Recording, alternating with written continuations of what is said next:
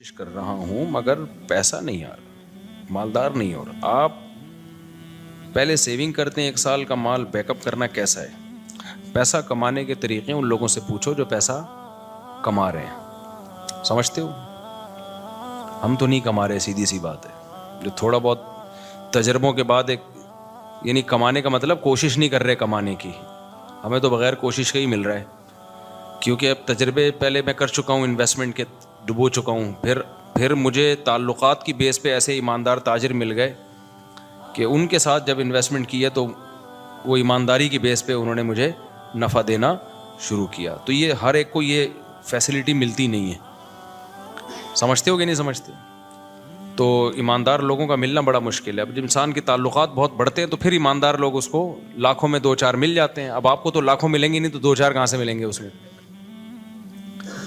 تو یہ جو ہے نا پیسہ کمانے کا, ان لوگوں سے پوچھو جو پیسہ کمانے کے طریقے جانتے ہیں. میری تو زندگی پیسے کو لات مارنے میں گزری ہے, نہیں کمانے میں گزری ہے. لوگ یہ سن کے حیران ہوتے ہیں مولوی صاحب باتیں کیسی کر رہے ہیں. اور یہ کوئی خوشی کی بات نہیں ہے کہ لات مارنے میں گزری, بیوقوفی کی ہے میں نے, لیکن کی ہے. یہ کاروبار میں نے کیا تو جان کر اس کو ٹھپ کرنے کی کوشش کی. یعنی میرے پاس کسٹمر جب آتا تھا نا, 2007-8 کی بات کر رہا ہوں, میرا شہد کا بزنس تھا. گھر میں شہد کا اسٹاک پڑا ہوا ہوتا تھا. یہاں بندہ آ کے کہتا تھا جی 1 کلو آپ بیری کا شہد, یہ کیش اماؤنٹ دے رہا ہوں آپ لے آئیں جا کے. میں کہتا اوپر کون جائے یار, سیڑھیاں چڑھ کے جانا پڑے گا, لے کر آنا پڑے گا. تو میں کہتا تھا ایسا کریں آپ کل آ جائیں, کائنڈلی آپ کب آ جائیں. وجہ اس کی یہ تھی کہ مجھے یہ تھا کہ ناشتہ میں نے کر لیا, دوپہر کھانا میں نے کھا لیا, رات کا کھانا پڑا ہوا ہے, مدرسے سے اتنی تنخواہ مل رہی ہے کہ میرا راشن پانی 2 گھروں کا ہو جاتا ہے. مہینے کے بعد کچھ نہیں بچتا تو تنخواہ آ جاتی ہے. تو اور اگر جامعہ سے تنخواہ نہیں ملے, بعض دفعہ وہاں بھی حالات ایسے چلتے رہتے ہیں 2 مہینے, تو دکان والے سے اتنے تعلقات ہیں وہ کریڈٹ پہ دے دیتا ہے. جب 2 مہینے بعد تنخواہ ملے گی تو 2 مہینے کے اکٹھے پیسے نمٹا دیں گے اس کو. تو ایسے ہمارا حساب کتاب چل رہا تھا. تو مجھے یہ تھا کہ یار میری خواہش کیا ہے, ذاتی گھر پراپرٹی تو میری خواہش نہیں ہے. ایک گھر مسجد نے دیا ہوا ہے, ایک جامعہ تو رشید مجھے اس کا رینٹ دیتا ہے, میں جامعہ میں ٹیچر ہوں. تو گھر کا رینٹ, وہ 2 بیویاں تھیں میری اس وقت, تو ایک کا رینٹ جامعہ دے رہا ہے, گیس بجلی کا بل, اور ایک گھر مجھے مسجد میں امامت ہے. تنخواہ تھوڑی ہے لیکن مجھے یہ سہولت ہے, انہوں نے گھر دیا ہوا ہے. اور مجھے کیا ضرورت ہے پیسہ, میری جو اپنی کھوپڑی تھی وہ یہ تھی. تو گھر میں آٹا, دال, گوشت, انڈا جو ضرورت ہوتی ہے, ہر روزانہ گوشت نہیں بنتا تھا, ہفتے میں 1 آدھ دفعہ گوشت بن جاتا ہے, بہت ہو ہفتے میں. کیٹو ٹوپی ڈرامہ چھوڑ دو, کیٹو ڈائٹ یہ غریبوں کے کام نہیں ہے. غریب آدمی سب کچھ کھا کے بھی ٹھیک رہتا ہے, اور امیر آدمی روزانہ انٹرنیٹ پہ سرچ کر رہا ہوتا ہے کیا کھانا ہے, پھر بھی مر جاتا ہے بہت جلدی. تو ظاہر ہے ہم اپنی کیٹو بھی کھائیں گے تو اپنی حیثیت کے حساب سے کھائیں گے نا. تو ہفتے میں 1 دن ہمارے گوشت بنتا تھا, اور 1 دن کڑھی بنتی تھی, دال چاول 1 دن. وہ ہمارا اس سیٹ اپ چل رہا تھا. صبح مجھے پراٹھے, میں نہیں چھوڑ سکتا, تو انڈے پراٹھے مجھے ہو جاتے تھے. تو میں سوچتا تھا یار میرا تو گزارا ہو رہا ہے. بچوں کی اسکول کی ہم نے ٹینشن لی نہیں, ہم نے کہا پیسے ہوں گے تو اسکول پڑھا دیں گے, نہیں تو بھائی ہوم اسکولنگ, گھر میں رہو بس پڑھو, جتنا اماں کو آتا ہے وہ پڑھا دے گی, جتنا ہمیں آتا ہے ہم پڑھا دیں گے. تو اب اس کے بعد مجھے جو میں دل کی, میرے جو دوست احباب ہیں نا, ان سے آپ یہ پوچھ سکتے ہیں. آپ سمجھیں مجھے شو مار رہے ہیں, شو نہیں مار رہا, میں اپنی برائی کر رہا ہوں. یہ برائی اس لیے کر رہا ہوں, یہ ٹھیک نہیں ہے, آپ ایسا نہ کریں. ہمارا اپنا مزاج ہمیشہ سے ایسا ہی رہا ہے. تو اب یہ کہ یار کیونکہ اب پڑ ہی نہیں رہی سر پہ نا, کوئی ضرورت ہی نہیں آ رہی. جب پڑتی ہے تو پھر آدمی کمانے کی سوچتا ہے, پڑ ہی نہیں رہی سر کے اوپر. میری ضرورت تھی پراٹھا. مجھے یاد ہے جب میں نے دوسری شادی کا ارادہ کیا, اچھا پراٹھا بھی گھر کا نہیں, مجھے ہوٹل ہی کا پراٹھا چاہیے, گھر کا نہیں. گھر میں وہ مزہ نہیں آتا پراٹھے میں, جتنا بھی اچھا بنا وہ. کبھی میرے ساتھ بیٹھ کے پراٹھا کھاؤ تو تمہیں پتہ ہے. ایک دن لاہور سے ایک بندے آئے, انہوں نے کہا یہ پراٹھے بیان میں بہت کرتے ہو. میں اس کو لے گیا ہوٹل میں نے ناشتہ کرا, کہہ رہا یار واقعی ایسا پراٹھا آج تک میں نے نہیں کھایا. تو وہ بڑے پیٹ کے لیے بہت نقصان دہ ہوتے ہیں, لیکن یہ ذہن میں رکھیے گا, وہ سفید آٹے کے پراٹھے ہوتے ہیں, مزہ بہت ہے یار. تو اب کیا تھا کہ میں نے کہا میری بنیادی ضرورت, بنیادی بھی نہیں ہے, عیاشی ہے پراٹھا. بنیادی ضرورت تو ناشتہ ہے ہی نہیں, 2 ٹائم کی روٹی ہے, ناشتہ تو آپ کی گریوی ہے. تو میں یہ سوچتا تھا کہ یار میرے پاس تو گھر بنانے کے پیسے نہیں ہیں. اللہ نے 2 گھر مجھے فری پھوکٹ کے دیے ہوئے ہیں. ایک کا کرایہ وہ ادارہ دے رہا ہے جہاں میں ٹیچر ہوں, اور ایک مجھے مسجد میں امامت کی وجہ سے امام ہونے کی حیثیت سے ملا ہوا ہے. ابے میں تو کروڑ ارب پتی آدمی ہوں, لوگوں کے پاس 1 گھر نہیں ہے, میرے پاس 2 گھر. اللہ کی قسم دل میں یہ کیفیت, یہ اوپر اوپر سے نہیں کہہ رہا. اور لوگ روتے ہوئے آ رہے ہوتے تھے, میں ذاتی گھر نہیں بنا سکا اور میرے پاس یہ نہیں ہے. میں کہتا اس کو دیکھو پاگل آدمی. مجھے اس پہ ترس اس پہ نہیں آتا تھا ذاتی گھر نہیں ہے, مجھے اس پہ آتا تھا یہ بیوی بیچارے کی ایک ہی ہے, میں عیاشی کر رہا ہوں, میری بیویاں کتنی ہیں, 2 ہیں. تو رینٹ کے گھر تھے ہمارے, رشتے بھی ہم بیچتے تھے, تو کہ بھائی تیسری شادی کے لیے جب پیغام بھیجا کہاں رکھو گے بھائی, وہ دوسری کو آمادہ کر لیا کہ تیسری کو اپنے ساتھ رکھ لے. انہوں نے کہا بھائی آج کل کوئی نہیں رہتا. اس بیس پہ میری بہت دنوں تک شادی نہیں ہوئی. پھر ایک دفعہ ہو بھی گئی تھی, ایک دفعہ ہوئی تھی تو تبھی ہوئی نا, پھر 3 وہ اسی ایام میں ہوئی ہے, انہی غربت کے ایام میں. تو الحمدللہ اس وقت مجھے کہیں اتنا سی بھی فیلنگ نہیں ہوئی ہے کہ میں غریب ہوں. اللہ کی قسم میری یہ کیفیت تھی, میرے سے بڑا سیٹ شاید دنیا میں کوئی بھی نہیں. وجہ اس کی یہ تھی, میں سوچتا تھا کہ ایک ہوتی ہے ضرورت, اللہ میری صرف ضرورت پوری نہیں کر رہا بلکہ مجھے ضرورت سے کئی گنا زیادہ دے رہا ہے. یہ جو پراٹھے میں صبح انڈے کے ساتھ پھوڑ رہا ہوں یہ میری ضرورت بولو. تو میں تو 3 ٹائم کا کھانا کھا رہا ہوں یار, گوشت ہفتے میں 1 دن کھا رہے ہیں تو کیا ہوا, دال چاول اور بھنڈی کا جو مزہ ہے, خدا کی قسم بھوک لگ رہی ہو, بھنڈی ایسے پھوڑتا ہے آدمی, میں تو مزے لے لے کے کھانا کھاتا ہوں. بھوک لگ رہی ہو, ابھی مجھے لگ رہی ہے بھوک, باقی مجھے سخت بھوک لگ, میں نے دوپہر کھانا نہیں کھایا اس لیے بھوک لگ رہی ہے, صبح کا ناشتہ کیا ہوا ہے. تو اب میں نے سب گھروں میں فون گھمایا کیا پکا ہوا ہے. یہ سہولت ہے, تم غریبوں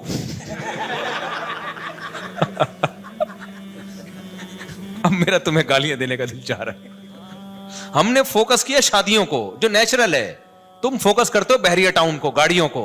یہ نیچرل تھوڑی ہے یار, جو نیچرل لذتیں ہیں وہ تو بیوی اور بچوں میں ہیں. سمجھتے ہو کہ نہیں سمجھتے؟ بیویاں ہونی چاہیے, بچے ہونے چاہیے, وہاں سے محبتیں ملتی ہیں. گاڑی بھی تو تھوڑے دن میں تھی بھر جاتا ہے, پھر آدمی کہتے ہیں اس سے اونچی کی گاڑی, پھر اس کے بعد پھر بڑے بڑے لوگ گاڑیاں بیچ دیتے ہیں, اوبر میں جا رہے ہوتے ہیں. وہ یہ کھلونے ہیں تھوڑے دن کے دل بہلانے کے, ان سے دل بھر جاتا ہے. نہ بیویوں سے دل بھرتا ہے نہ بچوں سے دل بھرتا ہے. یہ تو نیچرل ہے نا, پراٹھے سے دل بھرتا ہے. کبھی روٹی سے دل بھرا کسی کا؟ 1 دن کھائی 2 دن کھائی, اب میں نہیں روٹی کھا رہا, پھر بھوک لگے گی پھر روٹی کھانے کا دل. یہ نیچرل ہے. تو ہم شروع سے کوشش کرتے ہیں نیچر پہ رہیں بھائی, نیچر پہ رہیں. تو یہ تو بچکانا باتیں ہیں, گاڑی بنگلہ بحریہ ٹاؤن, پیسہ بہت دے دیا تو بنا لو, نہیں ہے تو یہ کوئی تھوڑی فضول چیزیں یار. دیواروں اینٹوں سے, میں نے تو اپنی زندگی میں ایسے ایسے لوگوں کو دیکھا اربوں روپے لگا کے انہوں نے شیش محل بنایا, اتنا بہترین گھر, خدا کی قسم رہنا نصیب نہیں ہوا. جس دن گھر تیار ہوا ہارٹ اٹیک ہوا, مر گئے. کاش وہ اربوں روپے لگا کے اپنی صحت کا خیال کر لیتے یا کچھ اور کر لیتے. تو وہ بچے بھی پھر وہ فری پھوکٹ کے پیسہ نا بیچ باچ کے کھا رہے ہوتے ہیں, عیاشیوں میں اڑا رہے ہوتے ہیں.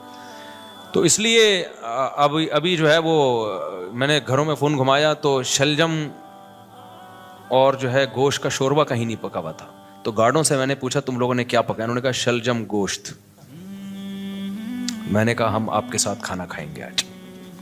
شلجم گوشت شوربے والا تازہ, سب مزہ آتا ہے یار. بڑے گوشت میں نا شلجم ڈال دو, سبزی ڈال کے پکاؤ, بڑا مزہ. تو اتنی خدا کی قسم یہ لذیذ نعمتیں اللہ, بھوک لگ رہی ہو, اچار ہو, دال چاول ہو, کڑی پتے والی, آپ کو لگ نہیں رہی نا, اس لیے آپ کو مزہ نہیں آ رہا. ابھی سموسے کھا کے بیٹھے ہوگے آپ چائے کے ساتھ.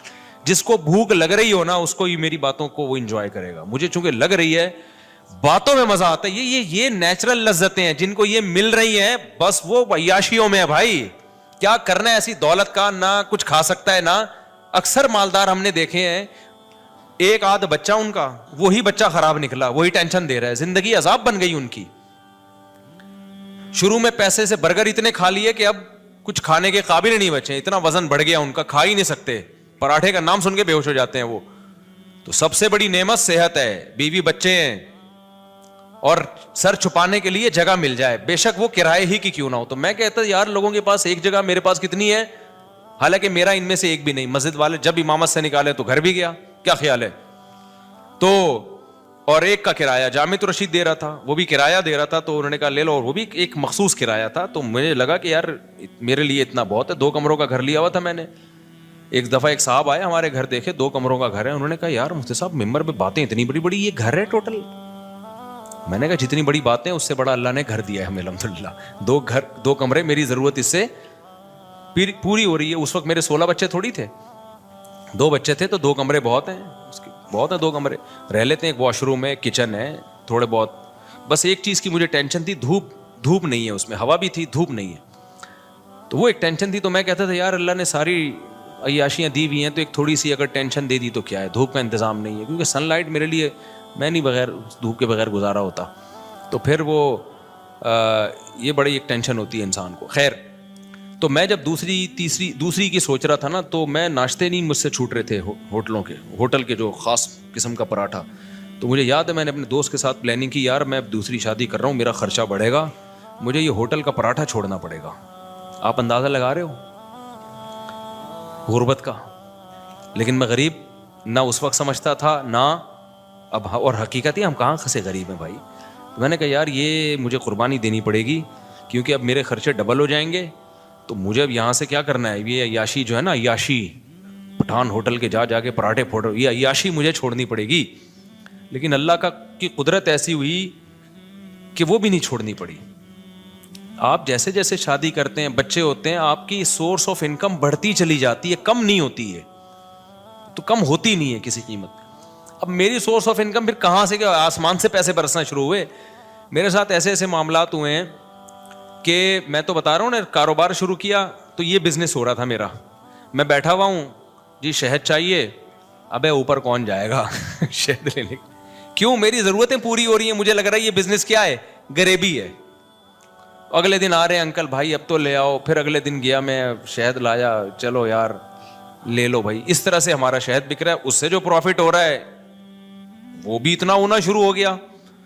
لیکن اتنا نہیں ہوا کہ کسی کے بزنس میں جو باقاعدہ, تو مجھے پھر اب تو چونکہ میرے مالی حالات اور اچھے ہو گئے الحمدللہ, تو پھر مجھے لگا کہ یار اچھا, پھر میں نے نکاح جب رجسٹریشن, میں نکاح فری میں پڑھاتا تھا, پیسے نہیں لیتا تھا, مجھے عجیب سا لگتا تھا نکاح پڑھا رہے آدمی پیسے لے رہا ہے اس کے.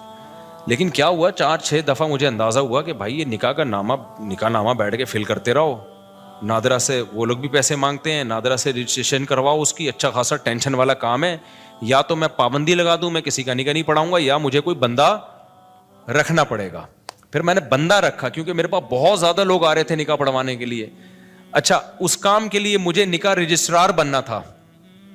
لوگوں نے کہا مفتی صاحب آپ نکاح رجسٹرار بن جاؤ, اس میں بڑے پیسے آئیں گے. میں نے کہا 1 سال تک مجھے یہ توفیق ہی نہیں مل رہی کہ میں جاؤں آفس کہ مجھے سرٹیفکیٹ دے دو قاضی کی نکاح رجسٹرار کا. ہلا ہی نہیں جا رہا, کیونکہ ضرورت نہیں ہے نا, پراٹھے چل رہے تھے اسی حساب سے, تو میں کیوں جاؤں. پھر میں نے کیا کیا, ایک قاضی نے مجھے, ایک نکاح رجسٹرار نے کہا یار آپ میرا فارم لے کے پڑھا آپ دیا کرو, فیس لے کے مجھے دے دیا کرو آپ میں رجسٹر کر. تو میں نے ایسا کرنا شروع کیا, 6 مہینے میں نے ایسے کیا. ایک نکاح رجسٹرار آئے, انہوں نے کہا میرے پاس پورا سیٹ اپ ہے, پڑھا آپ دیا کرو, ڈاکومنٹیشن میں کر دوں گا, پیسے کس کو دے دیا کرو. تو میں نے پیسے لینا شروع کر دیا, ان کو دینا شروع, اس کی تو محنت ہو رہی تھی نا بیچارے کی, نکاح بھرنا بھی ہے اس نے. ایک دن کیا ہوا, جو یونین کونسل میں ہوتے ہیں نا, جو نکاح رجسٹریشن کا سرٹیفکیٹ دیتے ہیں, وہ خود میرے پاس چل کے آ گیا. اس نے کہا مفتی صاحب آپ کے نام سے, آپ کے سائن سے اتنے نکاح ہو رہے ہیں, تو آپ خود نکاح رجسٹرار کیوں نہیں بن جاتے. میں نے کہا یار مجھے یہ وہاں چل کے جاتے ہوئے بہت ٹینشن ہو رہی ہے, کہ کیونکہ مجھے جس چیز کی ضرورت نہ ہو نا, مجھ سے وہ کام ہوتا نہیں ہے, تو اب میری ضرورتیں پوری ہو رہی ہیں. انہوں نے کہا آپ ادھر ان کو اتنے پیسے دے رہے ہو, خود رکھ لو, وہ کچھ اپنا رکھ لو, کچھ اپنے اسسٹنٹ کو دے دو کچھ. تو میں نے پھر یہ کیا کہ میں نے کہا بھائی میرے پاس ٹائم نہیں ہے. وہ خود گھر پہ آ کے سارا کام کیا, سرٹیفکیٹ پکڑا کے چلا گیا نکاح رجسٹرار کا. میں نے کہا اسٹیمپ تیرا باپ لگائے گا اس پہ, میرے پاس تو ٹائم نہیں ہے. اس نے ٹھپے لگے ہوئے نا پہلے سے, آپ پر اعتماد ہے, آپ مس یوز نہیں کرو گے. پھر میں نے ایک اسسٹنٹ رکھا, میں نے کہا نکاح کہ ساری ڈاکومنٹیشن تیرے ذمہ ہے, تو میں فیس لے رہا ہوں ان کو دینے کے لیے, پھر ظاہر ہے مجھے بھی بچتی ہے. تو اب اتنا بھی استغنا ٹھیک نہیں ہے نا, اتنا بھی شو مارنا ٹھیک نہیں ہے کہ جب کچھ ہو ہی نہیں رہا تو پھر جو رزق آ رہا ہے تو آنے دو. پھر ہم نے اس کی ایک فیس رکھ دی, ہم نے کہا ٹھیک ہے بھائی اتنا تیرا, اتنا ٹائم تو لگ رہا ہے نا. تو یہاں جا کے پھر یہ وہ اتنے نکاح آنے شروع ہو گئے کہ انڈے پراٹھوں سے ہم تھوڑا آگے ہم نے کہا فری پھوکڑ کا آ رہا ہے بھائی. اچھا خیر, پھر بھی اتنی فیس نہیں ہے جتنی لوگ لے رہے ہیں. میں اپنے نام کی فیس لینا چاہوں نا, جو اللہ نے ٹوٹی پھوٹی ہم جیسے نالائقوں کو شہرت دے دی, تو اس اسٹیج پہ پہنچنے کے بعد قاضی کی فیس 1.5 لاکھ 2 لاکھ ہوتی ہے. ہماری فیس اس سال 10,000 ہوئی ہے, سمجھ رہے ہو, اس سال 10,000 ہوئی ہے, سمجھ رہے ہو. اور اس میں بھی لوگوں کو کہا ہوا ہے کہ کوئی بھی ایک دفعہ کہہ دے کہ میرے پاس نہیں ہے, تو دوبارہ اس سے پوچھنے کی ضرورت نہیں ہے. یہ نہیں اس کے کہ تو آئی فون لے کے کیسے گھوم رہا ہے جب تو کم بخت 10,000 نہیں دے سکتا, یہ تیرے پاس یہ موبائل کہاں سے, یہ نہیں. اس کو میں نے اسسٹنٹ کو بتایا بھائی جو ایک دفعہ کہہ دینا کہ نہیں دے سکتا, دوبارہ پوچھنے کی ضرورت بولو نہیں ہے, فری میں پڑھائیں گے. تو فری میں بہت سارے نکاح پڑھاتا ہوں, اور تعلق والوں سے تو کوئی ایک روپیہ بھی نہیں ہوتا, بلکہ اسسٹنٹ کو اپنی جیب سے دے رہا ہوتا ہوں کہ یار تیری محنت تو لگ رہی, نادرا میں تو خرچہ ہو رہا ہے نا, مجھ سے لے لینا پیسے. وہ سمجھ میں نہیں آ رہی میرا خیال ہے بات. تو ہم نے تو پوری زندگی کوشش کی ہے نالائقی میں پیسے کو لات مارنے کی. تو یہ شادیاں بچوں ہی کی برکت ہے جو اللہ کھلائے. اللہ نے مجھے زندہ رکھا ہوا اب تک اس لیے تاکہ 15 سال پہلے جو میرے ساتھ دوست تھے نا, جو کہتے تھے تم شادیاں کر رہے ہو, پیسہ ہے نہیں تمہارے پاس, بھوک سے مرو گے, تو اللہ نے مجھے اب تک زندہ اس لیے رکھا ہوا ہے یہ بتانے کے لیے کہ ان کو بتا دینا کہ اس بچوں کی سپیڈ بھی کم نہیں ہوئی ہے, شادیوں کی سپیڈ میں بھی کوئی کمی نہیں آئی ہے, اور اللہ کیسے کھلا رہا ہے کیسے پلا رہا ہے. ایک اہل حدیث دوست ہیں میرے, 2010 یا 11 میں مجھ سے ملنے کے لیے آئے تھے. اتنی بڑی داڑھی ان کی, لال نا کلر, وہ مہندی لگائی بھی انہوں نے. میری 4 شادیوں والی کتاب پڑھی انہوں نے. ابھی میرا کل ان سے فون پہ, پرسوں ان سے فون پہ بات ہوئی ہے, اس لیے میں یہ واقعہ سنا رہا ہوں. وہ آئے, کہتے ہیں آپ نے کیا کتاب لکھی ہے مفتی صاحب. اچھا انہوں نے میرے حالات دیکھے, میری پھٹ پٹی, انہوں نے مجھے اپنے گھر میں دعوت کی. انہوں نے کہا یار میں نے ایسی کتاب آج تک نہیں پڑھی. بڑے متاثر تھے. یہ وہی ہے جن کو تبلیغ میں نہیں میں نے بتایا تھا کہ وہ سارے فرقوں میں دھکے کھا کے آخر میں گئے تبلیغ میں, وہ یہ وہی ہیں, بروہی ہیں, بروہی. تو بلوچستان سے ان کا تعلق ہے. انہوں نے میری گھر میں دعوت کی, میں اپنی پھٹ پٹی پہ گیا. اچھا اس وقت بھی ہمارا ہم پھٹ پٹی کو سمجھ رہے تھے لینڈ کروزر ہے ہماری, غربت کا تو اس وقت بھی احساس نہیں تھا, کیونکہ بھائی لوگوں کے پاس یہ بھی نہیں ہوتی یار.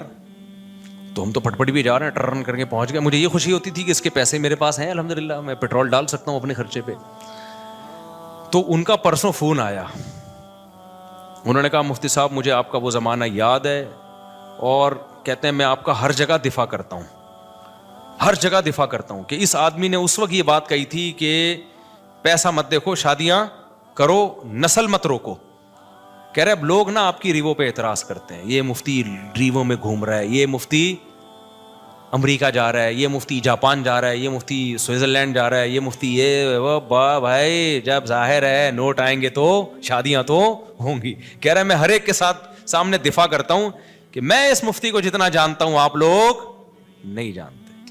اس مفتی کے پاس بچے پہلے آئے ہیں, بیویاں پہلے آئی ہیں, ریوو, اور ابھی تک یہ ریوو میری نہیں ہے, کرائے پہ ہے. اچھا یہ میں ویسے ہی راز کی بات بتا دوں, لیکن ہم اس کو کیا سمجھتے ہیں, یہ بینک سے لیے تو رینٹ دینا پڑتا ہے تو. لیکن بھائی ہمیں اس سے کیا, میری ہے یا رینٹ کی ہے, ابے ہے تو اسٹیئرنگ کس کے کنٹرول میں ہے, میرے کنٹرول, میری ہے بس.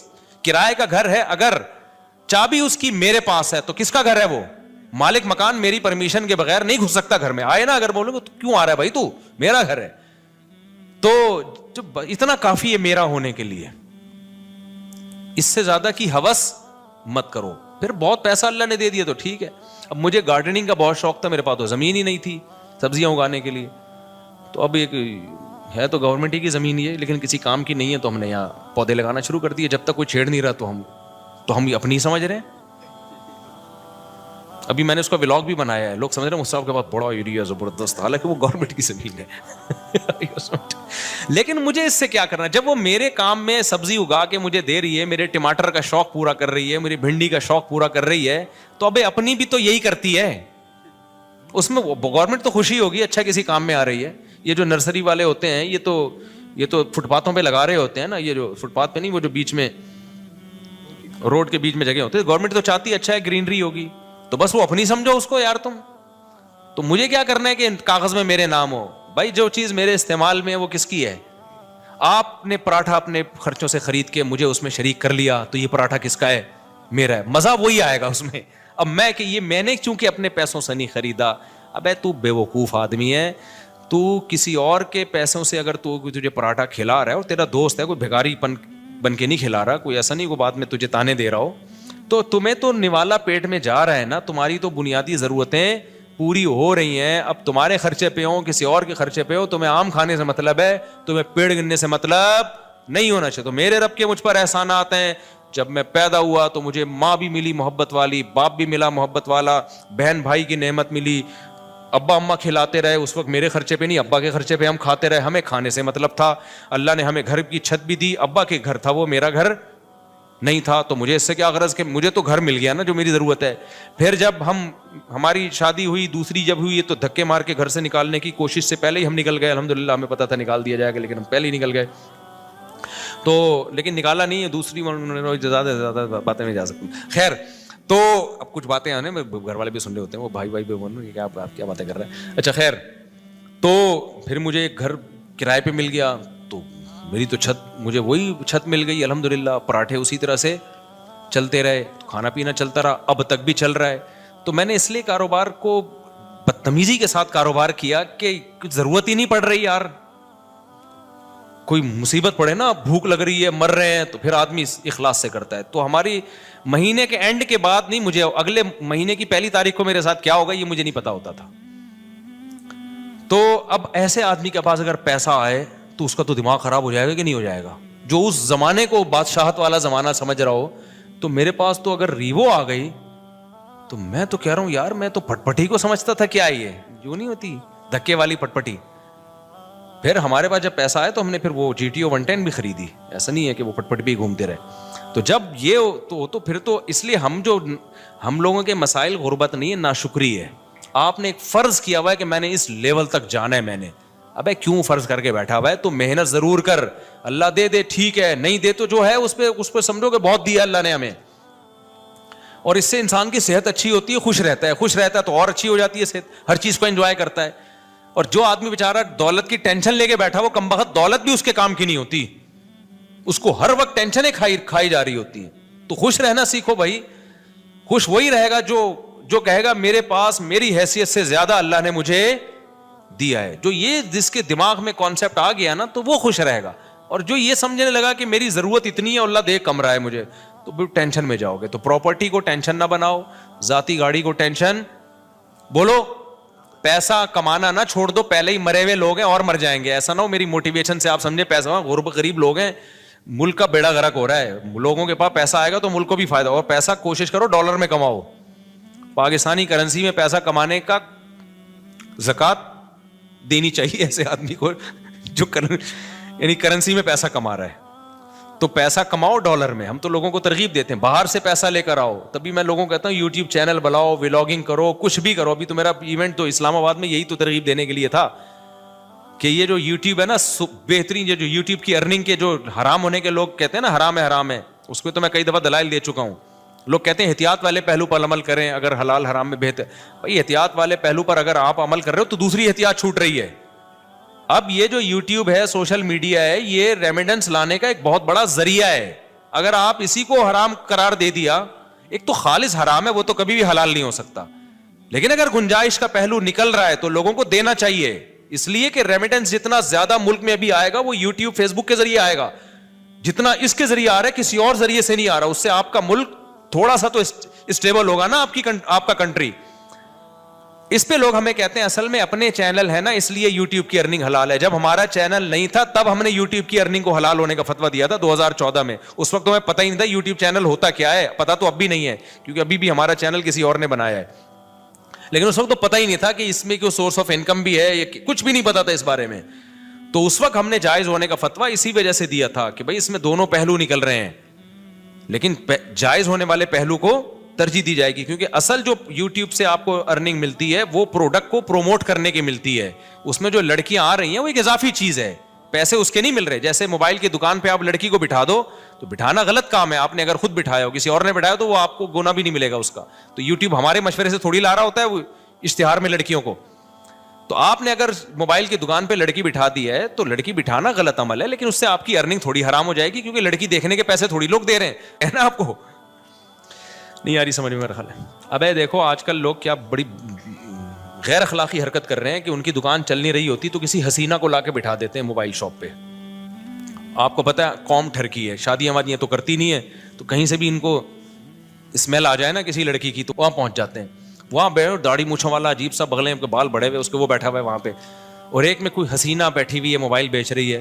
تو کراؤڈ کدھر, ٹھرکیوں کا کراؤڈ کدھر جاتا ہے؟ کہتے ہیں چلو موبائل ملا نہ ملا, اس بہانے کسی انٹی سے بات کا موقع مل جائے گا, تو وہاں چلے جاتے ہیں. موبائل بھی اس بہانے بک جاتا ہے. تو یہ غیر اخلاقی حرکت ہے نا. لیکن کوئی مفتی یہ نہیں کہے گا کہ وہ جو موبائل فروخت ہوا ہے اس کی ارننگ حرام ہو گئی ہے. اس لیے کہ ارننگ اس لڑکی سے بات چیت یا بد نظری کی نہیں ہے, اس کو جو پیسے مل رہے ہیں وہ اس موبائل کے عوض میں پیسے مل رہے ہیں. تو یہ عمل غلط ہے کہ آپ لوگوں کو غلط طریقے سے کھینچ کے لا رہے ہو, لیکن اس سے ارننگ حرام نہیں ہوگی.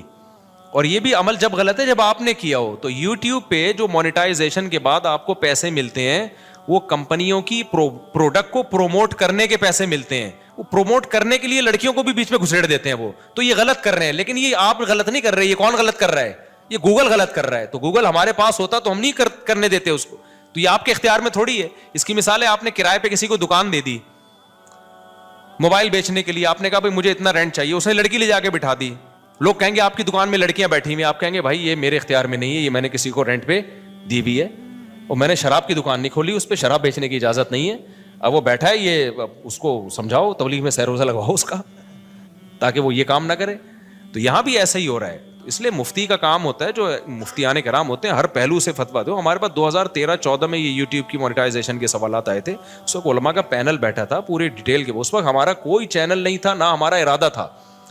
اور 2-3 سال کے بعد بھی لوگوں نے بتایا کہ چینل آپ مونیٹائز کر لیں. میں نے کہا چھوڑو یار, ہمیں کیا پیسہ کمانا ہے یوٹیوب, وہی ہمارے تو پراٹھے پورے ہو رہے ہیں. تو پھر بھی نہیں کیا ہم نے مونیٹائز. لوگ کما رہے تھے, ہم نے کمانے دیا ان کو. اس کے بعد پھر یہ جو ایڈمن ہے ہمارے یو ایس اے میں, احمد طالب, انہوں نے 18 میں چینل بنایا, انہوں نے خود یہ مونیٹائزیشن کی ہے. مجھے تو مونیٹائزیشن کا لفظ ہی کئی دنوں کے بعد جا کے یاد ہوا تھا کہ یہ کیا ہوتا ہے. پھر پیسہ بھی انہی کے پاس جاتا ہے. انہوں نے کہا ہم نے وہ لوگ رکھنے, امپلائیز رکھنے چینل کو گرو کرنے کے لیے. تو اگر پھر بھی میں نے بھی بنایا ہو تو اس میں یہ الزام کہ چونکہ اپنے چینل مونیٹائز ہوئے ہوئے, اس چکر میں انہوں نے مفتیوں نے حلال ہونے کا فتویٰ دیا, تو یہ بدگمانی ہے. یعنی مولویوں کو کسی حال میں جو, اگر ہم حرام ہونے کا فتویٰ دیتے ہیں نا, تو پتہ ہے لوگ کیا کہتے ہیں, اب یہ ان کو تو کیا, ان کی تو چارج, ان کے تو نکاح پڑھا کے پیسے آ رہے ہیں نا, ان کے تو ہدیے نذرانے مل رہے ہیں, قوم جائے بھاڑ میں, ان کو بس حلال حرام کی. تو وہ لوگ یہ باتیں کرتے, حلال ہونے کا فتویٰ دیا, اصل میں اپنے چینل کھل گئے ہیں نا ان لوگوں کے, اس لیے یہ کر رہے ہیں. تو وہی ہے ملامتی فرقہ ہے مولوی تو کسی حال میں. اور کچھ مولوی ایسے ہوتے بھی ہیں, 2 نمبر بھی ہوتے ہیں, لیکن ہمارے ہاں جو فتویٰ دیا گیا ہے وہ اس کسی لالچ کی بیس پہ نہیں دیا گیا. اور میں اور مزید آپ کو ایک احتیاط, ہم نے فتویٰ دیا اس کی مونیٹائزیشن کے جواز کا, لیکن جب ہمارے ایڈمن احمد بھائی نے میرے چینل کو مونیٹائز کیا ہے نا, تو میں نے کہا اس میں دوسرے علماء سے بھی فتویٰ لوں گا, اپنے بارے میں اور احتیاط کروں گا. ہم نے دوسروں کو تو جواز کا فتویٰ دیا ہے, لیکن اپنے بارے میں اپنی فتوے پر عمل کروں نہ. تو جو ایکسپرٹ مفتیان کرام ہیں, جو مجھ سے بھی زیادہ ایکسپرٹ ہیں, آدھا 1-1 گھنٹہ میں نے بیٹھ کے ان سے پھر اس پہ ڈسکشن کی ہے کہ بھائی اور بھی جتنے پہلوؤں کے لحاظ سے اس پہ غور کیا جا سکتا ہے. تو یہ بات کہاں سے چلی تھی؟ تو یہ مجھ سے پوچھ رہے ہیں کہ پیسہ کمانے کا طریقہ. تو میرے پاس تو ایک ہی طریقہ ہے, شادیاں کرو, بچے اسپیڈ سے پیدا کرو, جب ضرورت بڑھے گی تو رزق کے دروازے بھی بڑھ جائیں گے. لیکن ایسا ہے نہیں, بچے بھی اسپیڈ سے پیدا کرو, رزق کمانے کی کوشش بھی کرو. آپشنل ہمارے ساتھ ایسا ہو گیا کہ ہم نے رزق کو لات ماری, پھر بھی رزق آ گیا. لیکن اللہ کا قانون یہ نہیں ہے. قانون اللہ کا یہ ہے کہ آپ کو شادی بھی کرنی ہے اور کمانے کی فکر بھی. میرے ساتھ شاید اس لیے بھی ہو گیا ہو کہ ہم تو دین کی خدمت کے لیے, میں نے وقف کیا اپنے آپ کو کہ یار ہم ساری زندگی دین کی خدمت کریں گے. تو شاید اللہ کی کوئی رحمت ہو گئی ہو کہ چلو یار ایک بندہ دین کی خدمت میں لگا ہوا ہے, اور عبرت کا نشان نہ بن جائے کہیں 4 شادیوں کے بعد سارا فلسفہ ہی دفن ہو جائے شاید. اور یہ بھی ڈھیل بھی ہو سکتی ہے اللہ کی طرف سے, استدراج بھی, کہ اللہ تعالیٰ میرے کسی عمل سے ناخوش ہوں, اللہ بچائے ایسی بات سے.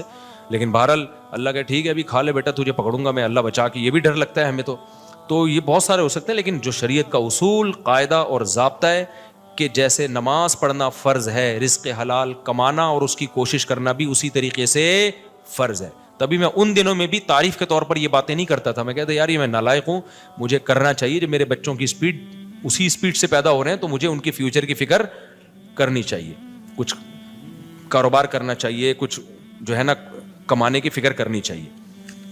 تو یہ فکر کرنا فرض ہے. ایسے توکل جائز نہیں ہے کہ ہاتھ پہ ہاتھ رکھ کے بیٹھے رہو کہ چونکہ پراٹھے کا خرچہ پورا ہو رہا ہے. تو کل جب غربت آئی نا تو پھر بہت بڑی مصیبت کھڑی ہو جاتی ہے. چاروں